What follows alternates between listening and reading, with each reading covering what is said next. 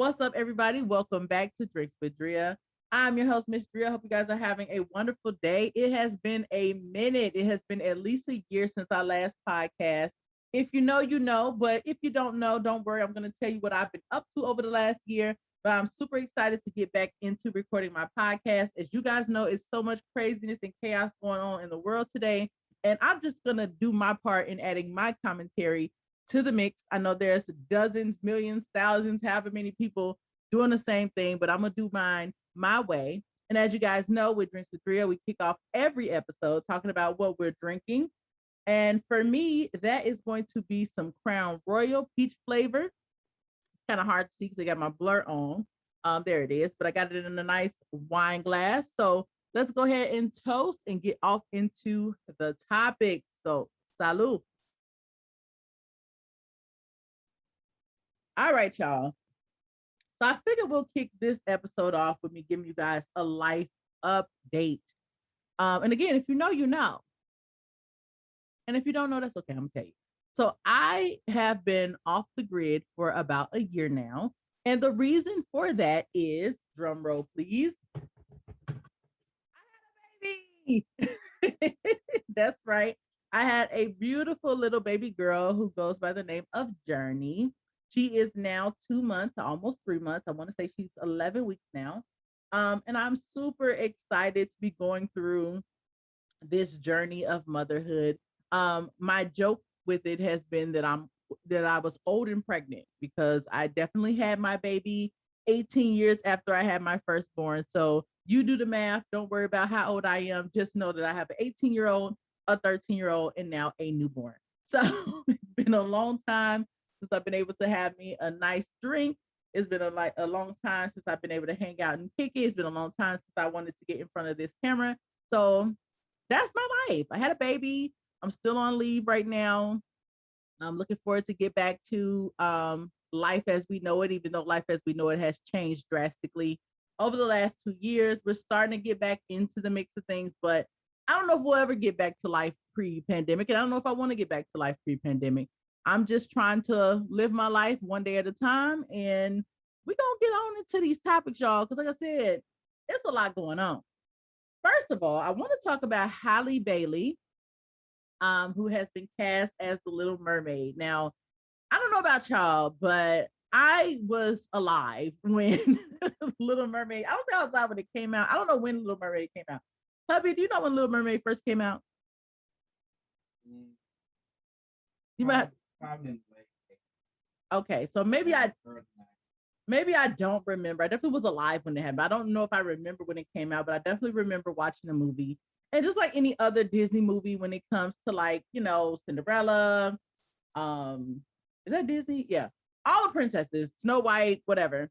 The common theme has always been that they're always white, right? We had Mulan, but Mulan's voice sounded like a white girl.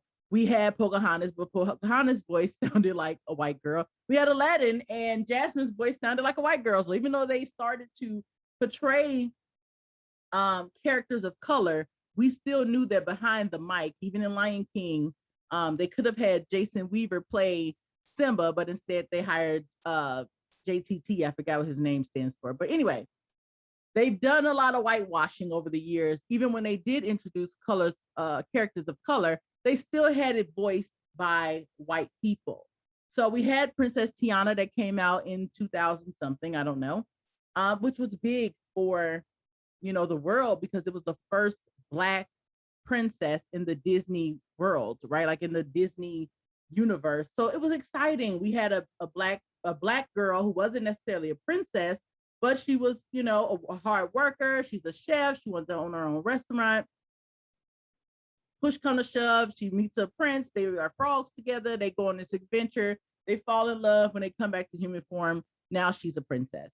Beautiful story. Not your typical whimsical, loving, coming from a family of wealth type of story that all of the other princesses get. Like our princess had to struggle.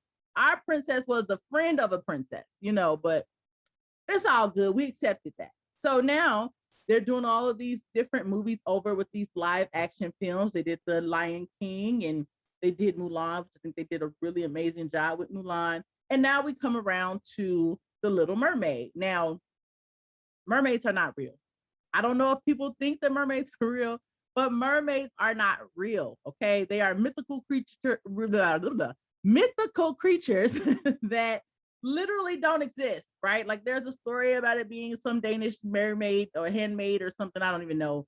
Who cares? But it's not based on a real thing, right? So that's one of the characters that I think if you're gonna play with it and kind of change it to fit however you want, you can do that with the mermaid. Like you probably can't change Princess Tiana into a little white girl. You probably can't change Cinderella into a little black girl just based on the story itself in the time that Cinderella was filmed in or that took place. But you can play with a mermaid because it doesn't exist to begin with.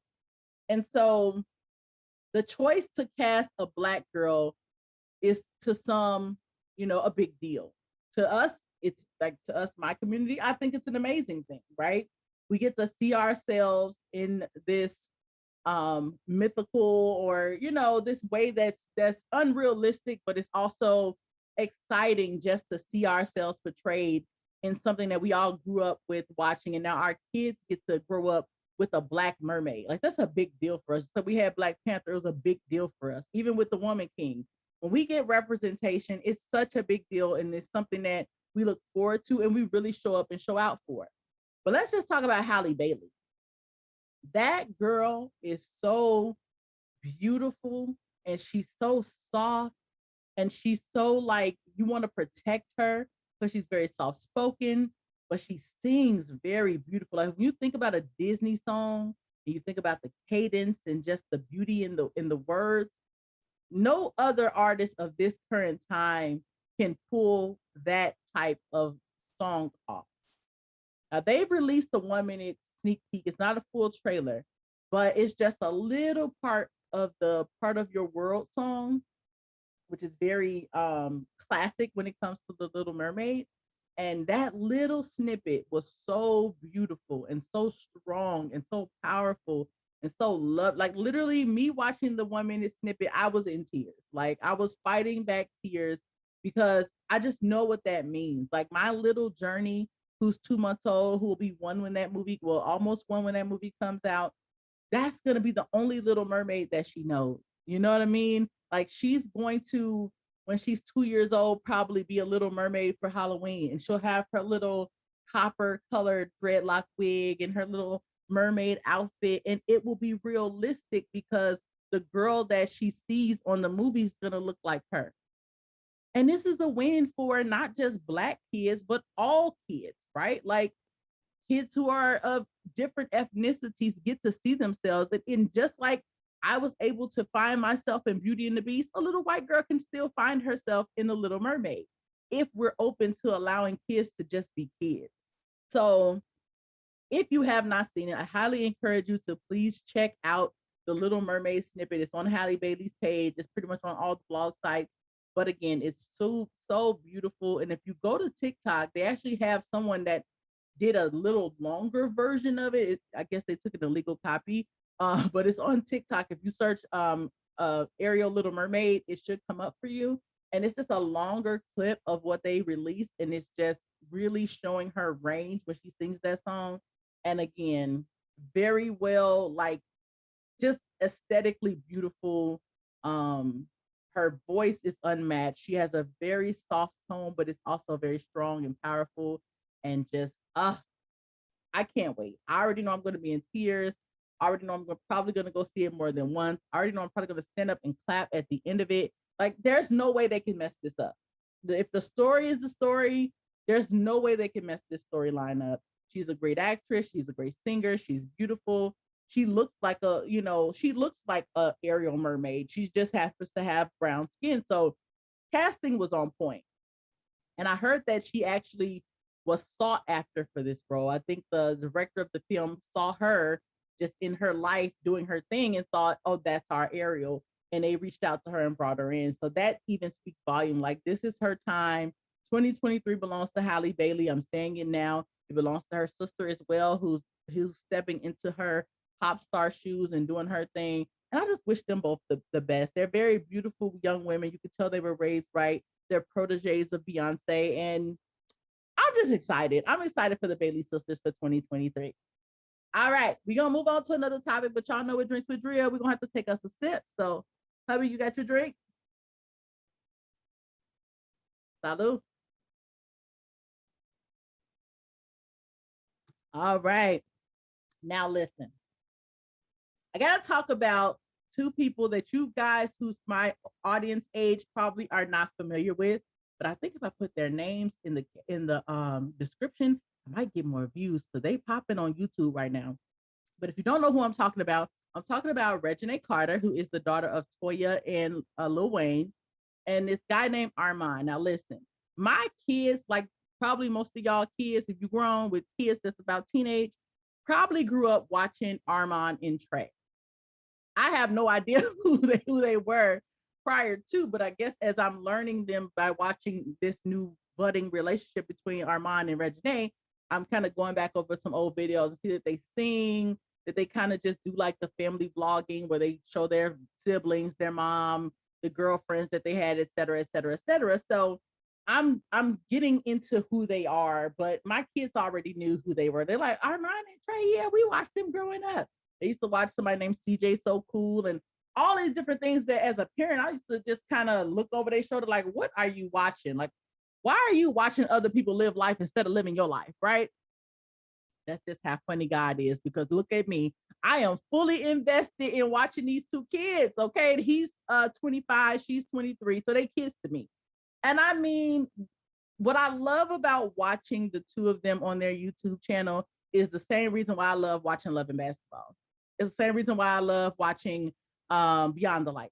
I love like romance films, but not all of them. Like Journal for Jordan, I didn't care for the storyline. Like I don't feel like they really showed them falling in love where I could fall in love with them together and root for them. It kind of just tried to pick pieces from the book to tell the story, but it didn't really convey a love story like Love and Basketball, where we see them as kids playing basketball and kind of doing that hard to get, you know, if he like you, he kind of mean to you thing that we tell ourselves as little girls, and then in high school being more like homies, but then cross the line one night. Now they go together, then they go to college, and then they go through the different nuances of what college life is like.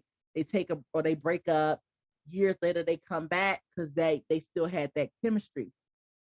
Reginae and Armon has that chemistry. Okay, the eye contact, the laughter, the wanting to be around each other all the time. It's like those early puppy love phases that everybody knows and is familiar with and is excited about, because it just feels good to like get those butterflies. It feels good to meet someone new and y'all kind of on the same vibe and blah, blah, blah, blah. I probably sound crazy to a lot of people, but trust me, I thought I was like one of the oldest people watching them. When I scroll through the comments, I'm a comment reader. When I scroll through the comments, I'm seeing people talking about, I've been married for 25 years and I'm fully invested in their love story. I'm 65 years old and I love to see that true love still exists with like literally grown ass people older than me, child, because I am not in my 40s, 50s, or 60s, okay? They are fully invested. I said, this is something different, you know. Again, I don't know about all the other couples. A lot of people compare them in the comments to Queen and Clarence. I'm familiar with Queen Naija because of her being a singer, but I'm not familiar with her relationship. But, you know, people are comparing it to that. But they are so cute. Like, I really just wanted to bring them up just to say that they are so cute. And, like, one thing about watching, you know, you live vicariously through other people and watching their love blossom, like, it's going to be a heartbreak for all of us if they break up. Right? Like, I don't think they're official yet, but it's going to be a heartbreak to see them break up because it's just so cute seeing them just slowly get more comfortable on camera. They're doing a lot of little challenges and stuff like that. One thing I did notice as I've gotten into just watching them is that a lot of couples do pranks. And so I got kind of in a loop of watching pranks and I'm thinking like, this is so dangerous for a relationship, like pretending to be cheating, pretending to get caught up in a lie, pretending to be, you know, having someone else perfume on you. That is not cute. So my hope for these two is that they don't get caught up in the pranks, that they just continue to do fun challenges, continue to have great conversations on camera, and just continue to let their little love blossom because they so cute, y'all. If y'all just watch one episode, just go after you watch my full video, the full thing to the end. Go into the search bar, type in Reginae and Armon. Just watch any video that they have together. Start with the blind date. It is just it's so cute, y'all. And it's just young love. It's good to see. It's beautiful to see them blossom. And I hope more love just spread amongst the young people. Stop trying to get flued out all the time, okay? It's cute to have a man that can buy you some Prada, but a lot of these guys can't buy you nada, and that's okay. Y'all can get to the Prada level together. But the good thing about them, they match each other fly. She an entrepreneur. He got that YouTube bag, you know, and plus she's Lil Wayne's daughter, so she's never gonna need for nothing. They match each other fly. They motivating each other. Get you somebody that you can grow with and glow with. Ain't that right, hubby? All right, so we're gonna make this quick because if my husband dozing off, it's gonna be some snoring going on real quick, and I ain't got time for that. So we're gonna have to switch gears. But before we do, we're gonna take us a quick step. Hubby, you over there? You checking in?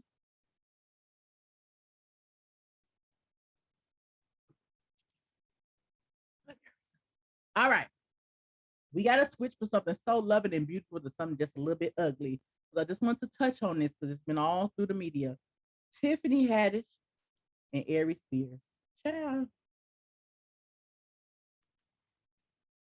I'm recording, thank you. Tiffany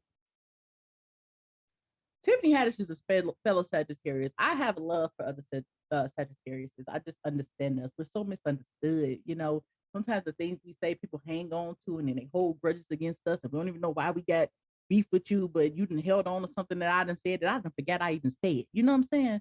We understand each other, though. We know our heart is pure. So her being a fellow Sagittarius, and Reginae's Sagittarius too, that's my girl from home. Anyway, so she's a fellow Sagittarius. So I'm like, and I love her authentic glow up. But recently, she has been in the headlines, not for good reason, child. She is in the headlines because she, at her grown 34-year-old age, her Jurassic age, as my daughter said, at her big grown Jurassic age of 34 at the time, she agreed to join Aries Spears to do skits showing PSAs on pedophilia. Let me say that again for the people in the back. Her at her big grown Jurassic age of 34, in my daughter's voice, agreed along with Aries Spears to record skits doing PSAs about pedophilia. Now listen, it's not many ways to make pedophilia funny, right? People poke fun at R. Kelly all the time about the peeing and all that stuff. And when you really think about it, that's horrible because he peed on a little girl. But we've become desensitized and we've heard it so much that people have been able to find humor in that. But you don't need to get a 14-year-old kid and a grown man to to simulate what happened. We get it. We don't need to see it. So these two big grown people decided to get a friend of Tiffany's kids, yeah, and ask them, hey, you guys want to get to acting? I got a job for you. Now, this video is circulating through the social media. If you want to see it, it's up to you. I could not watch the video, but I did skim to just get the key points to see what the outrage was about. But the first few seconds of it, I was like, this is already wrong. The first scene is Tiffany walking down the stairs with a little boy at, a 7 in his drawer. Already, this is messed up. I don't even like seeing movies, TV shows, nothing when kids are in their drawers. I just feel like you can have them in pajamas. They don't need to be in their drawers on national TV. I just don't like it, right? But whatever. So I'm already like, this is already wrong. Then at the end of the stairs, you got Aries Spears standing there looking slow and stupid and creepy. This is already wrong. All of this is already, my kid cannot participate. We're not doing this. She tells her son, whatever your uncle tell you to do or whoever it was, you do it. I'll be back. Thank you for watching my baby. She leaves. And at this point, I'm already uncomfortable because y'all could have had little Duval pretend to be a 7-year-old. Y'all did not have to cast no little kid for real. So The gist of it is the little boy in his draw. At one point, they got this little boy laying with his legs in the air. Okay. Because this will be in his mind. But you're going to actually have a little kid put their legs in the air while they got drawers on. The next clip I saw was the little boy playing with a little choo-choo train. And the way he was holding the choo-choo train was like this. We all, as adults, know what that means. The next clip I seen was Aries Spears with his eyes poking through a newspaper and his tongue sticking all out. And the last scene was him squirting baby oil on his baby's back. Now, the two of them trying to make this into an extortion case because as far as they're concerned, the mother agreed to let her kids participate, and she had no problem with it up until we got on and started making money, and now she want a money grab. To hell with that mama. That mama could go to hell because who the hell put their kids in that situation? You two grown-ass people literally sat here and brought a 7-year-old kid onto your set, and as well as a 14-year-old girl. Now, I haven't seen any video about the 14-year-old girl, but from what I read, they had her eating a Subway sandwich as if she was giving fellatio. Already, that's too much. Who the hell said, I want to create a skit, and I need a 7-year-old and a 14-year-old to come on set? Y'all could have had Brescia Webb, Quinta Brunt, like all these small, petite actresses, Lil Duval, hell, Jacquees, all these little kid looking grown-ups. You could have called them and said, hey, we finna do a PSA. We don't want to bring no kids to this, but we want to deliver a message that you can't leave your kid around everybody. How you feel about being a part of it? Y'all did not have to get no little kid for real. Because I don't, like, even if, and they're accused of other stuff, but even if this video is just it, it's already too much. It's already too much. No, my son can't participate. No. Shame on the mama. The mama don't even have custody of the kids no more. Shame on her. She already lost custody of the kids. It's over with. Because if you doing that, you doing other stuff.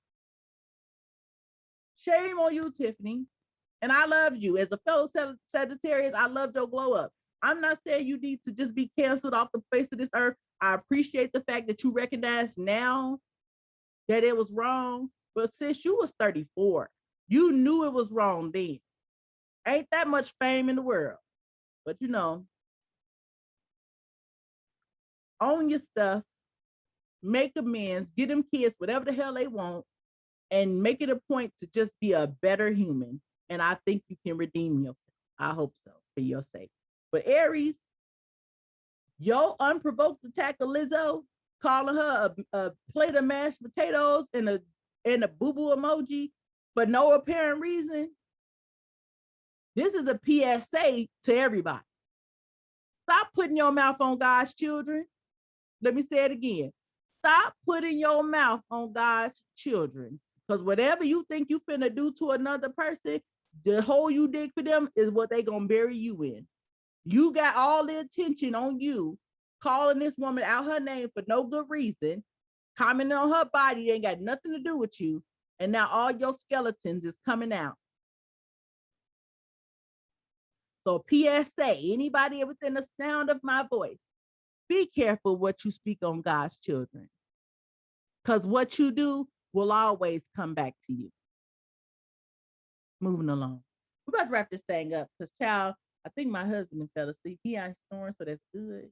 So that means I ain't got to re-record this. But I just had to get up on here. You know, I'm feeling cute today. So I'm like, you know what? I haven't podcasted in a while, and I need to get back to that. You know what I'm saying? This is podcast season. I'm trying to get a co-host. I'm trying to like do this thing for real. So if you like a person like me, like talking about all kind of random stuff, let's see if we can work, child. Because talking to myself ain't it. I try to get my husband. PSA. I can get my husband to just be like my off-camera co-host. He is asleep. Hey. That nigga said salute.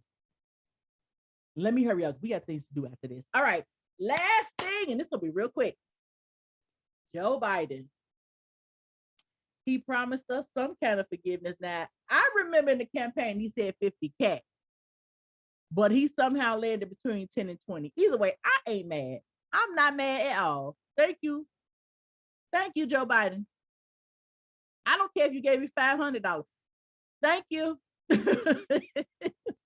I see a lot of people mad. Well, what about the people who paid off their student loans? Obviously, you're doing good in life if you paid off your student loans. So what you mad about? What you mad about? What's the problem? For the rest of us that ain't making 200K a year, we got a little discount. What's the problem? They already charging us every day. 5% interest every single day. We already accumulate more debt as the days go by. What else do you want? It's okay. It's okay that you paid your student loans off in cash. That's beautiful. Everybody can't do that. And for the people that's getting it and just don't think it's enough, well, give me your 20K. Give me your 10K. I'll happily take it. I don't have enough pride in the world not to take that money. I have nothing to complain about. Thank you. For those of you trying to look for a house and student loans have hindered you, student loans and what not what you probably actually pay, but what they estimate as you should be paying, that goes against your debt to income ratio. That's why a lot of people are having a hard time getting a house. So if your debt decreases by 10 or 20K, then that means that your monthly expectation decreases, which means that you have a better chance of getting more money towards the house that you want. This is a beautiful thing. Why y'all mad?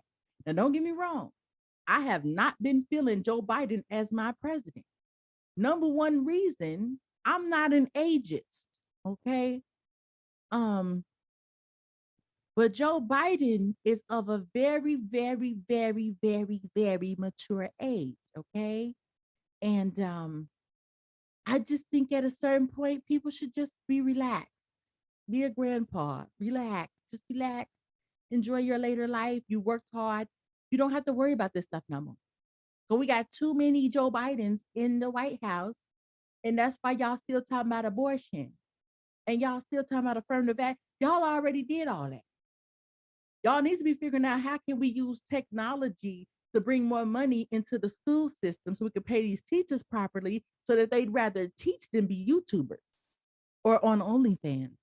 If you paid your teachers a good salary, then maybe they would stop abandoning their jobs and we wouldn't have these crises all over the country while y'all worried about CRT. Y'all need to be worried about who the hell gonna be in that classroom teaching your kids. So the next generation of nurses will actually become nurses and not, again, YouTubers, OnlyFanners, teaching classes about Airbnb. Y'all have to make these roles appealing because we need nurses. We need teachers. We need lawyers. We need judges. We need a whole nother generation of everything we got today. And if we don't start being competitive and figuring out a way to bring more money to these roles, these people are going to leave. Who the hell gonna take care of your grandkids?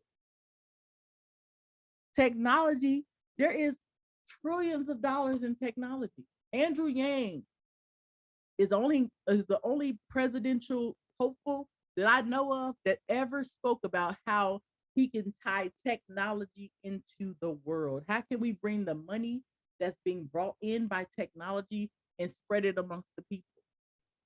He might not have had the best idea in how to do that, but he's at least thinking. And he's like 40. We need more 30, 40, 50, 60-year-olds in the mix having conversations about how do we progress.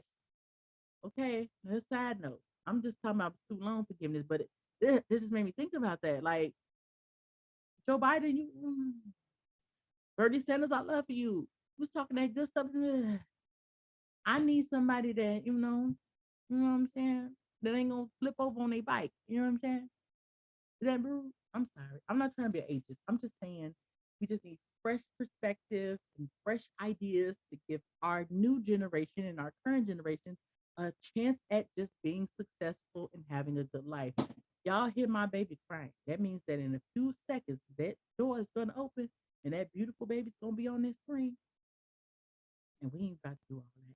So I'm done. I'm done. Thank you so much. If you've made it this far, that means that you rock with me and you enjoyed this episode and you stayed from beginning to end. And for that, I am so thankful to you, honey. All I can ask from people, just root for me, just support me, just show love, and I'll give it right back to you. Thank you so much for listening. Thank you for being a part of the Drinks with Drea fam, and I will talk to you guys soon. Bye.